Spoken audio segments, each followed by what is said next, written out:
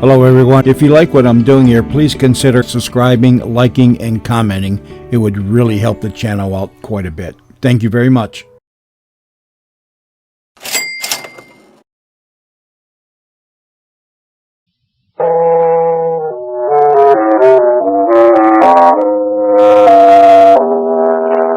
We bring you Creep by Night.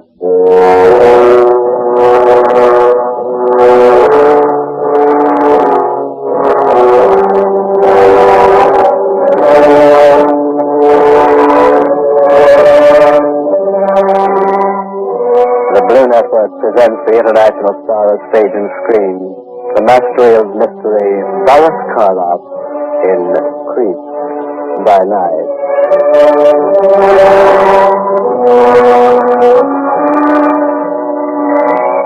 How do you do?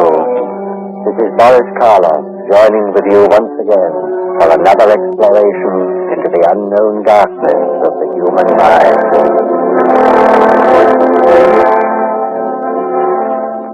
Tonight, our story illustrates in terrifying terms the oft-repeated theme of this program. There is no mystery greater than the mystery of the mind.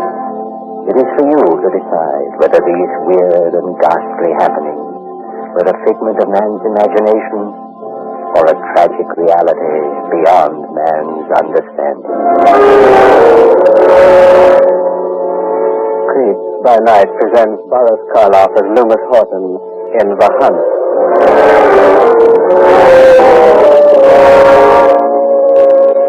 Our scene is the Horton farm, 50 acres of rich grazing pasture almost on the edge of the Louisiana bayous. The legendary swampland that for centuries was the spawning ground of black magic and voodoo. The night is warm and dark, its heavy silence broken only by the hum of insects, the chirping of crickets, and the occasional deep-throated croak of a bullfrog off in the swamp. Suddenly, the shadowed outline of a human figure appears at the edge of a cypress grove behind the weather-beaten Horton house, and a soft, whistled signal rides the still night air.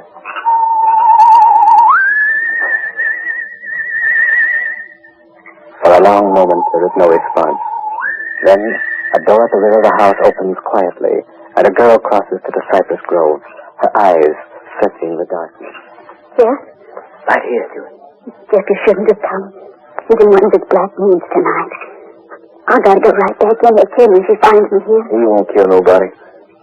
I'm getting fed up with him ruining your life, Julie. Got a mind to tell him a thing or two. It won't do any good, Jeff. What rights he got keeping you from getting some fun out of living? That's what I want to know. He's my brother. That don't give him no right to pen you up. You ain't one of his stinking sheep. Jeff, please not so loud. He'll hear you. I don't much care if he does. Please, Jeff. I'll be the one to suffer. Oh, I'm sorry, Julie. Only it makes me mad clean through when I think of him treating you the way he does. I want to marry you, Julie, and take you away from here. There's stories going around the village. What do you mean, Jeff? I don't like to say it, Julie, but folks are talking about your brother Loomis. Talking? I don't understand. Well, Bud Peasley and Bill Mason come through here night before last hunting coon. Said they saw Loomis out in the east pasture, digging a grave. A grave? Yeah. She's burying something. You know what it was, Julie? Got any idea? No. I don't, Jeff. But what? oh, I shouldn't be telling you this, Jeff. It won't go no further, Julie. Chime. Hope to die. Well, I heard Loomis talking with the hired man. I heard him say something comes out of the swamp at night. Out of the swamp? Yes. They don't know what it is. But come dark, Loomis hardly never goes without his shotgun. Sound like voodoo to me, Julie. I gotta take you away from here. It ain't healthy. Oh, you can't, Jeff. Not till I'm 18. Not for 2 months yet. How am I going to sit around for 2 months thinking about you shut up in a house with that crazy man? You got no right to say that, Jeff. I got every right. Digging graves at night. Burying Lord knows what and talking about things coming out of the swamp. I ought to say something to him about all this. You can say it right now. Oh. Evening, Miss Horton. Get back into the house, Julie. Hold on a minute, Mr. Horton. Get into the house. I'm going, Loomis. Bye, Jeff. Julie, wait. Let her go.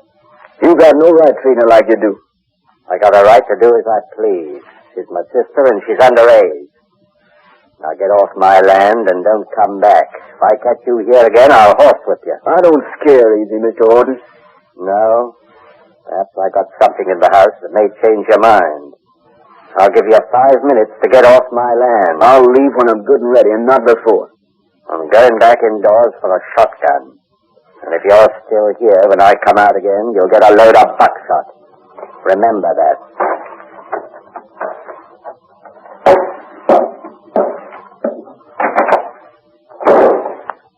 Dirty low-down skunk. Just let me catch him once off his own land. Just once. I'll beat his ugly head off.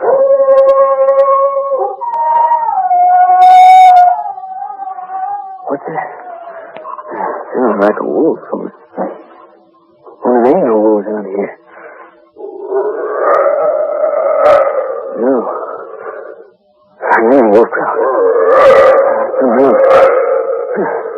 Come closer. I'm sneaking through the cypress grove. I wonder what it is. Maybe I better...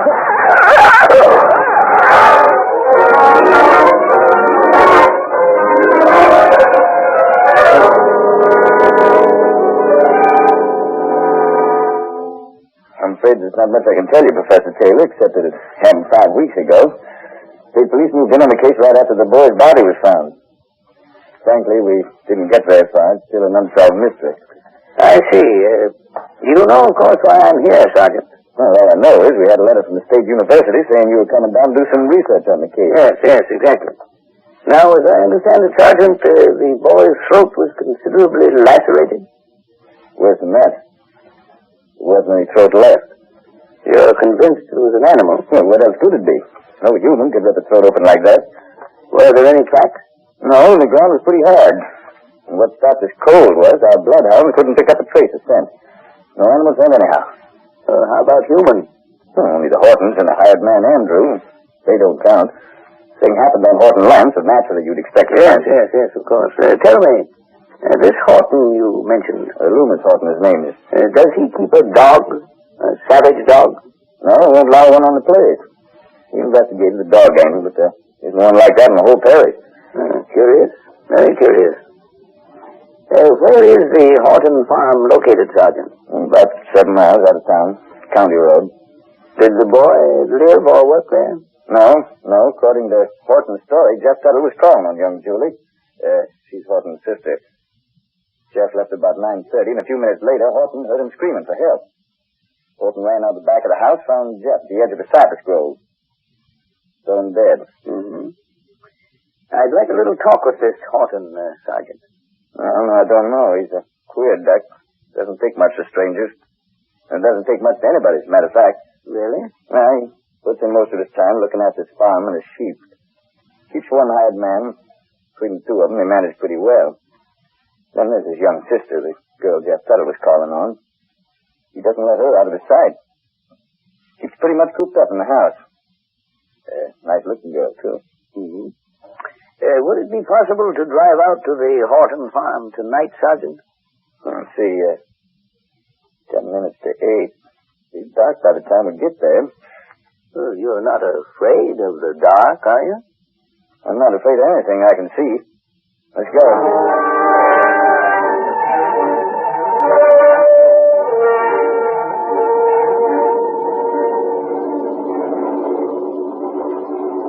Is it much farther, Sergeant? About a mile. Professor, look at that. Look at what? There, ahead, crossing the road. Is that a dog? Good grief. Speed up, Sergeant. Hurry before it's gone. Look how its eyes gleam in our headlights. Like yellow fire. That's a dog. It's the biggest one I ever saw. I'm afraid it's no dog, Sergeant. Quick, swing to the left. Keep your lights on it. You notice anything? Starting to run, heading for the cypress grove. Yes, but notice the color, that peculiar gray. Gone. And the fangs, the pointed ears, the way it moved. Didn't it remind you of a wolf? Let's go after it. No. Wait, Sergeant. No use. Not in this darkness. We'll never find it in that thick grove. Guess you're right. You really think it was a wolf? I said it reminded me of one. Well, we don't have wolves in this section, Professor. Yes, I know. Sergeant, I think it's time I told you the kind of research I intend doing. Do you know what lycanthropy is? No, can't say I do. Well, it's a form of madness, a disease of the mind. Those who are afflicted with it imagine they've turned into wild animals. They develop a taste for blood and often commit violence when the spasm seizes them. Once the seizure is over, they return to normalcy, with no knowledge of what occurred. Sounds pretty horrible. Yes, it is horrible. You understand there's no physical change except the deepening of the voice, as far as we know. What it is, as far as you know. Well, some authorities believe the disease may be so deeply rooted in certain human beings that when a spasm seizes them, their actual physical appearance is altered. They take on the form as well as the habits of wild beasts. They're called werewolves. Men who turn into wolves. Right. Well, what's the matter, Sergeant? Why did you jump? It just kind of hit me. Bloodhounds not finding any animal scent, and that gray thing, we just saw running across the room. We mustn't reach conclusions, Sergeant. No true werewolf has ever been found, although there are many alleged eyewitness accounts claiming that such creatures have been seen, particularly in the Balkan countries of Europe. Thus far, though, we have no positive scientific proof that werewolves really exist. Hope they don't. So do I, Sergeant. I devoutly hope so. But the case of this young man whose throat was torn out presents some aspects I'd like to investigate. I'm beginning to see what you're thinking about. I suggest we drive on to the Horton farm, Sergeant.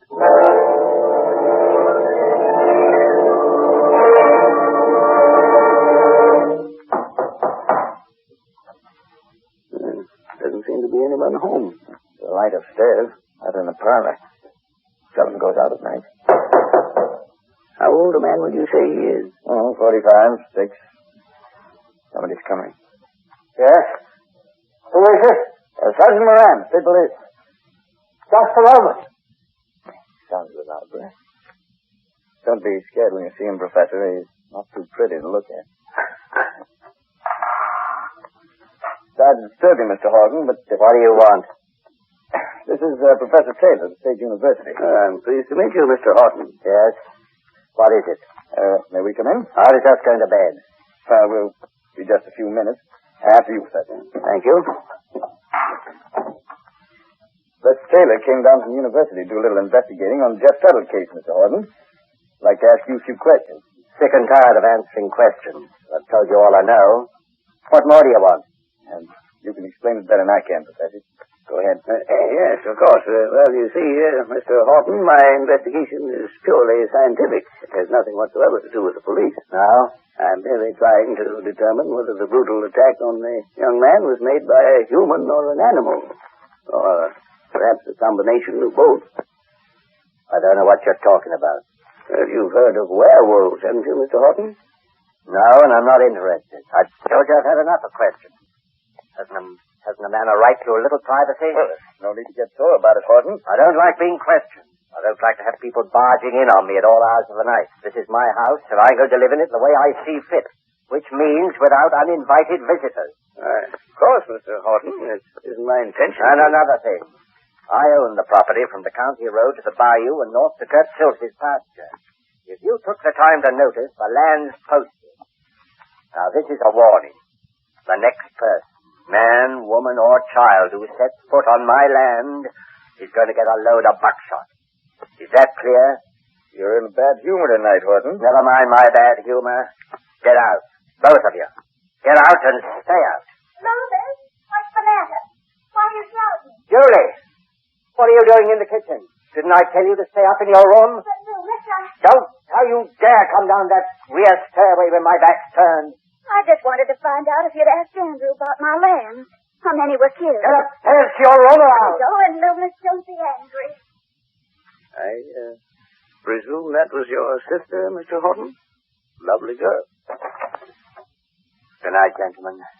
Get off my property and don't come back unless you're invited. I'm sorry, Professor. Looks like we're being asked to leave. Oh, it's quite all right.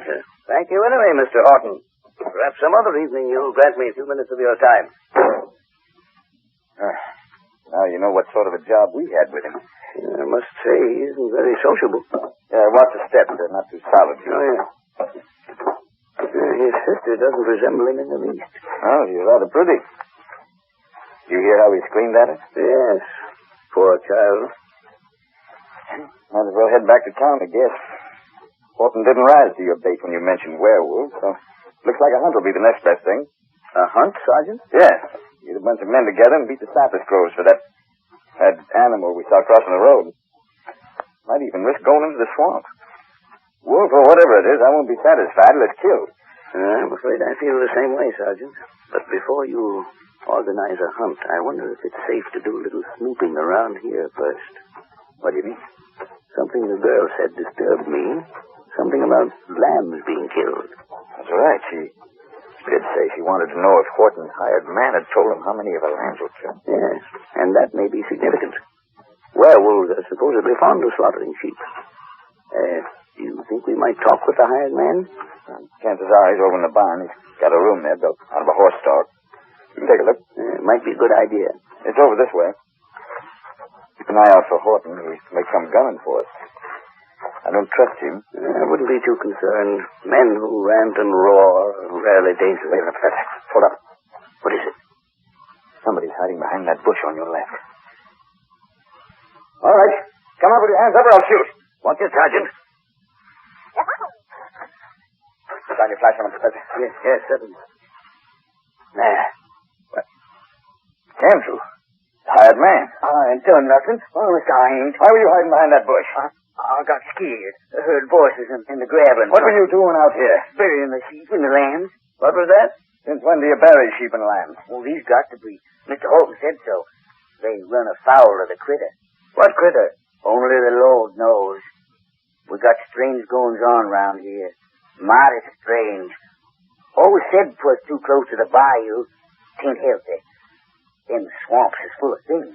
Where are you burying the sheep, Andrew? Right over there. Put 'em in the truck guard, Mr. Holton said. Good and deep. Let's have a look at them, Sergeant. All right. See? There they are. 4 ewes and 2 of Miss Julie's baby lambs. All with their throats torn out. Yeah. It's the critter from the swamps. Same one got Jeff's tuttle. When did this happen, Andrew? The lambs got took night before last. We lost 3 ewes on Sunday and 1 last night. Has it ever happened before? Been going on most 2 years. Not regular, though.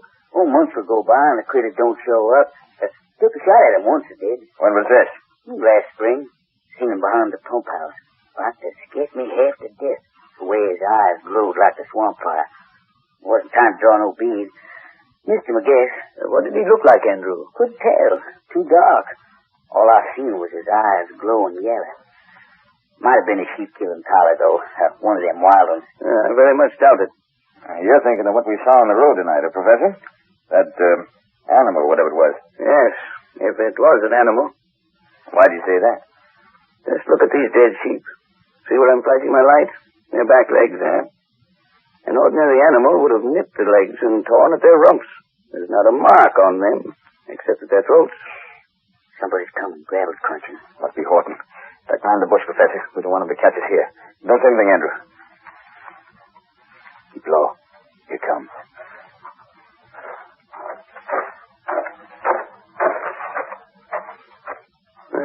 Passed right on by the bush.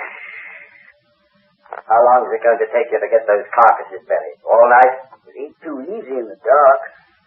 Do better with a lantern. I told you, no light. Hand me the other spade. I'll help you. Start shoveling. Kind of like a shame to be putting good meat underground. How many times must I tell you it isn't good meat? Poison. Don't look poison. I say it is. And I'm warning you. Shut your mouth about it. You hear that, Sergeant? Yes. I'm going to try to sneak back to the house and talk to the girl. You better come with me. All right. Keep down and follow the path, but stay off the gravel. I've got a hunch we're going to uncover something tonight. Yes. Perhaps more than we realize.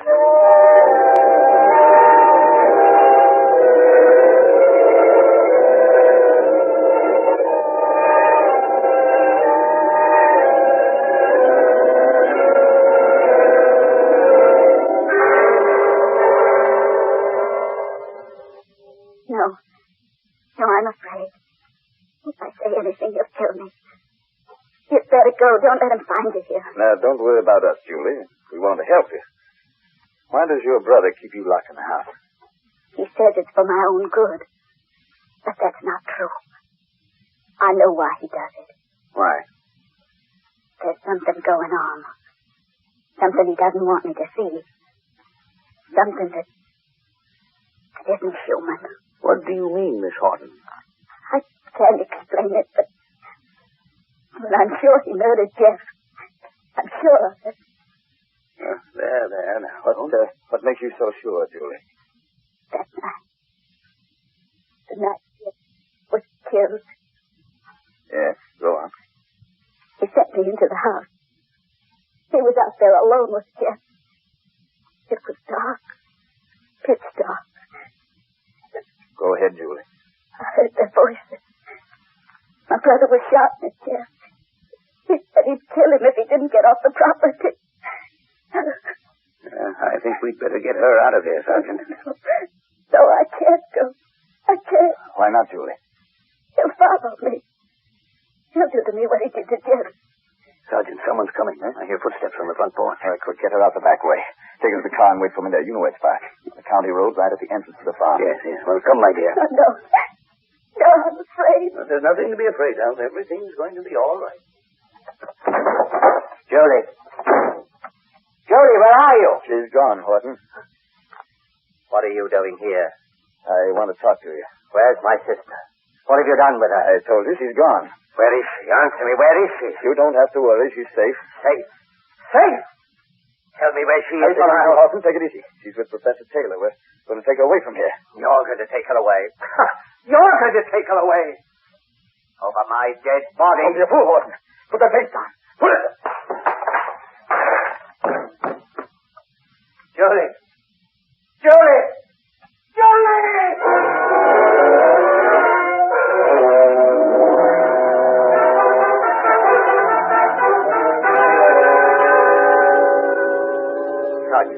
Sergeant, wake up. You've got to wake up. Terrible things have happened. Sergeant. Please wake up. I hate it, I tell you. I hate the critter. It's come from the swamp again. What happened? Sergeant, it's me, Andrew. We gotta go after it. After what? The critter. I hate it. I'm howling for blood. Where? Where'd you hear? Out near the county road. Good Lord. Help me up. Hurry.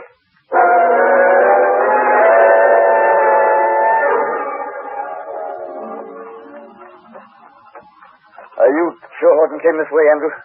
Yep. I seen him running crazy-like. Then I heard the howling, like a wolf howl it was. Only worse. Never heard nothing scared me so. Froze my blood. How much further we have to go? Gate's up ahead. Road's just beyond there. Here. You take the flashlight. I'll handle the gun. Keep looking sharp. Don't worry. There's the gate. It's open. Bring your light. Yeah. Wait. Hold it. Lord, the mercy. What? Professor Taylor. Lying in the road and Horton standing over him. He's all covered with blood. Horton! Horton, get away from him! Get away or I'll let you have it. No! You got him. Professor, are you all right? Yes, I'm all right. Horton, he's dead. You're bleeding, Professor. Better get your doctor. No, wait. Across the road, in the bushes, near the cypress grove. What? Is it? It's the swamp critter.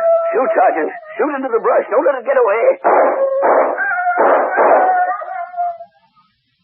I think you got it. Good. Come on, Andrew. We'll take a look. Coming.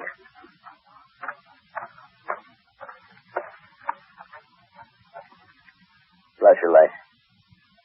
There. In the bushes. Lord of mercy. What is it? It's an animal. With a human face. Must be a werewolf. Dead, ain't it? Shot through the head. Yes. Come on back.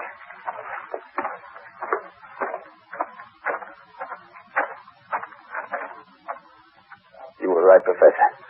Looks like a werewolf. That's what it is. It attacked me. Horton fought it off. What? You mean he had nothing to do with it? No, but he knew all the time. known for years. What did he know? The werewolf was his sister, Julie.